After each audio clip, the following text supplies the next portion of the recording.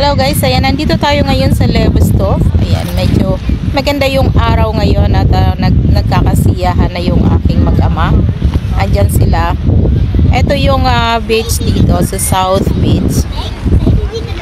So, hindi masyadong busy dito. Medyo maganda rin yung panahon at maganda yung kapaligiran at maganda rin yung sikat ng araw ngayon at hindi siya masyadong busy. Kumbaga, hindi siya ganun karaming makikita. Pero okay naman yung beach nila rito. Hindi nga lang pala guys pagkain ng baon namin. Meron na rin kaming kumot. So para hindi na kami mag-rent ng upuan, may dala na rin kaming kumot na pwede naming maupuan habang ang mga bata ay nag-i-enjoy. At sulitin namin ang aming holiday habang may maganda pang araw katulad nito. Medyo malayo nga pala sa tubig itong aming pinwestuhan. Kaya kailangan kong pumunta sa tubig para kumuha ng mailalagay namin sa buhangin para makapagawa ang dalawa ng sandcastle. Enjoy na enjoy nga itong dalawa. First time ni Lorenzo sa buhangin na ganyan, yung maglaro siya ng matagal. Kaya nga naman enjoy na enjoy siya kahit na sobrang sikat ng araw. Talagang hindi nila din iniinda. Yung mahangin nga that time kaya hindi masyadong ramdam yung init sa balat. Pero syempre sa katulad ko okay lang siya. Syempre sanay na sanay naman ako sa init. Hindi katulad nila na talagang iba yung pakiramdam nila sa balat nila kapag mainit yung araw. At saka iba nga pala yung pakiramdam ng init dito guys. Yung iba yung mararamdaman mo na yung init.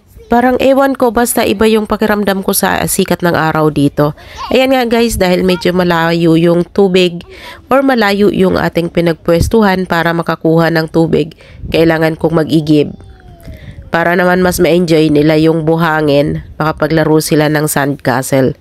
So dyan na nga din pala kami guys pumili ng mga laruan na ginagamit nila. Dyan na rin namin pinamili sa malapit sa beach. May mga tindahan dyan ng ice cream at mga tindahan din ng mga pang beach.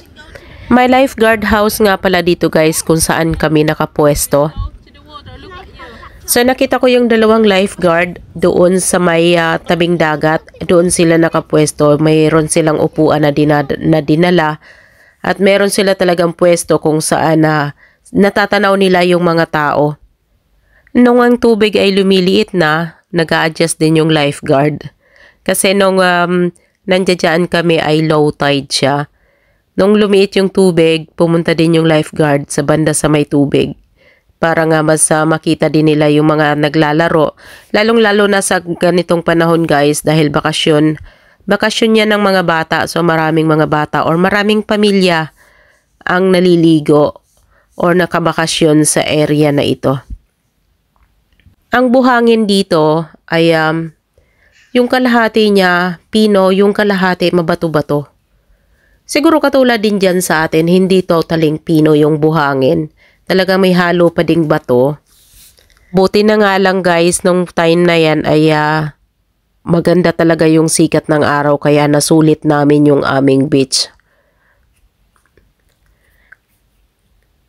Siyempre gustong-gusto ko ang araw kaya lakad-lakad, lakad dito, lakad doon para maramdaman yung init. Kaya ito ding dalawa ko, ini-enjoy pa nila yung init ng araw dito. Ayan, tanaw-tanawin lang muna natin. Ito nga pala yung lifeguard house. Ayan, malapit lang kami dyan kaya mas mabilis kaming makaahon. Kumbaga, mas mabilis kaming makapunta sa kalsada. Maraming salamat sa ating mga followers at sa mga new coming followers pa. At sana ay patuloy nyo pa din kaming suportahan sa aming munting bahay. Thank you so much everyone at sana ma-enjoy nyo kung ano man ang nakikita nyo sa aking mga update dito sa aming page. Thank you so much for watching.